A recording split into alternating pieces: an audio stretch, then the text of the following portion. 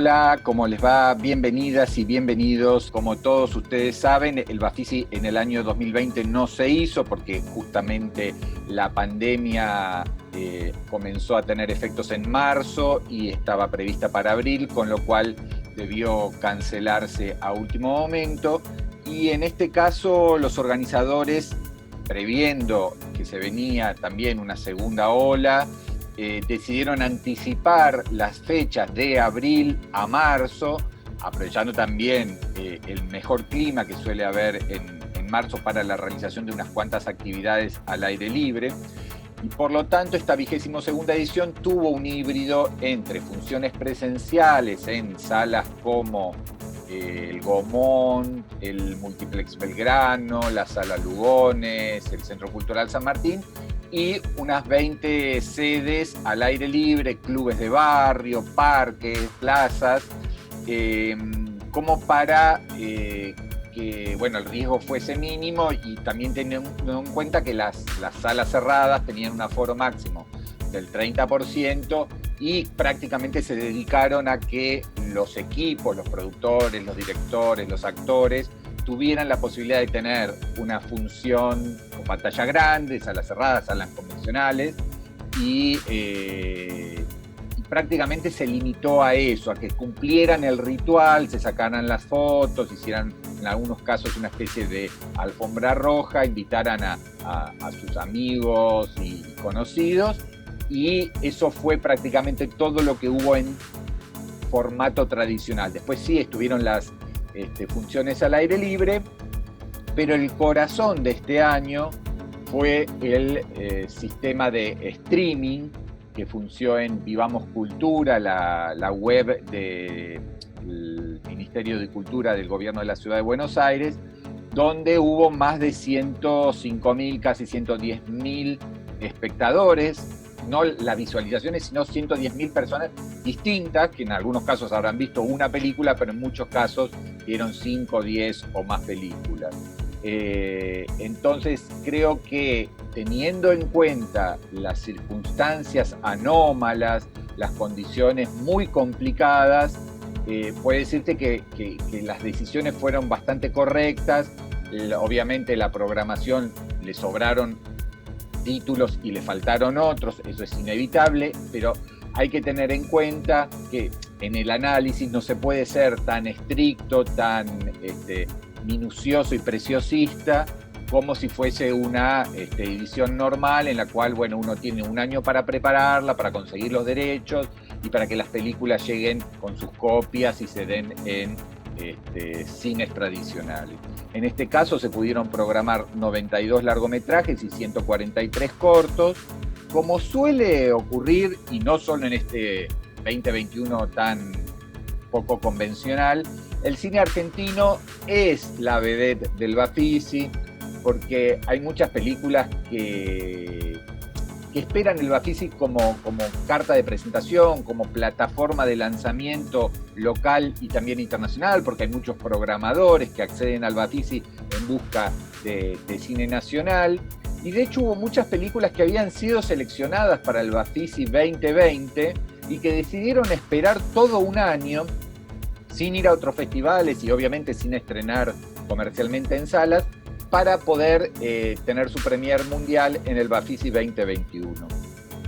Sería imposible y además muy aburrido citar todos los títulos o la mayoría de los títulos nacionales que se presentaron, pero si uno tuviese que hacer una pequeña selección, creo que Bahía Blanca, la película que es una transposición de la novela homónima de Martín Coan, el documental Una casa sin cortinas, el enigma Isabel Perón, que es justamente sobre quien fuera presidenta de la Nación entre el 74 y el 76, y hoy a los 90 años vive casi recluida en un barrio privado de Madrid. Cómo mueren las reinas, un thriller psicológico de Lucas Turturro, quizás que se sale un poco de las tónicas habituales de las películas del Bafisi y apuesta más por el cine de género, el coming of age y algunos elementos ya casi de cine de terror. La muy polémica Concierto para la batalla del Tala, que es una película bastante experimental de Mariano Ginás en su incursión hacia conflictos bélicos dentro de lo que fue la guerra civil entre unitarios y federales, y un acercamiento para nada convencional a la historia argentina. La premiada Implosión de Javier van der Kouter, que ganó la competencia argentina y que de alguna manera, a partir de un hecho real como la masacre de Carmen de Patagones en 2004, va hacia lo ficcional, con los protagonistas reales de aquella matanza, o sea, los sobrevivientes de aquella matanza, hoy convertidos en actores, pero también vinculados a aquellos trágicos hechos. Así que fue una interesante propuesta, y ahora el 8 de abril va a tener su estreno comercial. Y dentro de un año, como yo les decía, muy difícil para conseguir los derechos de películas, sobre todo cuando hay que negociar streaming, o sea, los derechos de streaming, y sobre todo en plataformas gratuitas, como fue el caso del Bafisi este año. Dentro de ese, ya les decía, dentro de ese panorama bastante complejo, los programadores del Bafisi se las ingeniaron para poder programar películas de directores consagrados como Hong Sang-soo, que bueno, había presentado Introduction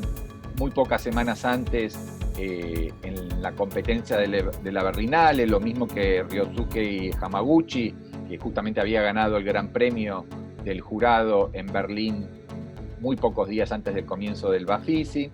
Y también otras películas como, bueno, lo más reciente de Arturo Ripstein, de Abel Ferrara, de James Benning, de Alexander Rockwell, Philippe Garrel, Pietro Marcello con Martin Eden. Así que bueno, fue realmente una épica y una proeza poder redondear una oferta de películas importantes y de directores de renombre.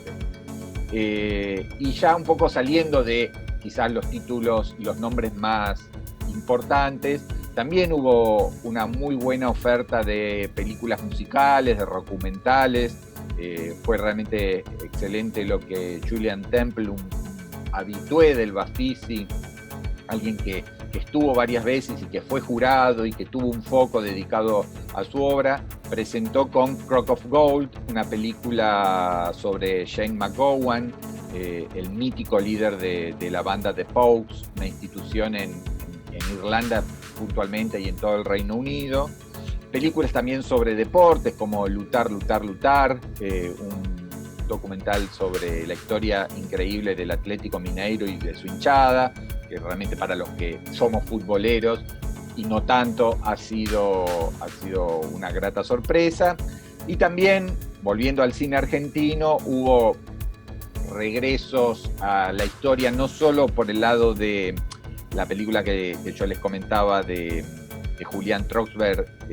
sobre Isabel Perón, sino también con Paracultural 1986-1990 de Natalia Villegas y Rucu Zárate, que reconstruye la historia de un reducto under que fue fundamental en los años 80 en la vuelta a la democracia, con gente como Batato Barea, Urdapilleta, Los Messi, Verónica Ginás, etcétera, etcétera, etcétera. Así que, haciendo como un último concepto, intentando dar un último concepto, creo que fue el Bafisi posible, obviamente no el ideal. Es muy probable que los programadores hayan soñado otra cosa, con más retrospectivas, más focos, más películas obviamente, pero entre las dificultades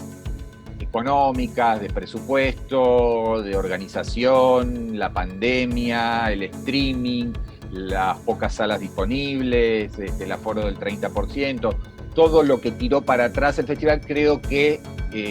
fue un festival que se sobrepuso a todas esas inclemencias, esos imponderables y esas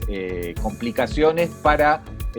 realmente lograr por lo menos un regreso de un festival que para los cinéfilos porteños, y en este caso también con la posibilidad de vía streaming llegar a todo el país, concretar una edición más que digna. Así que bueno, esto era lo que yo les quería comentar y hacer en esta suerte de balance. Muchas gracias por la atención y hasta el próximo encuentro.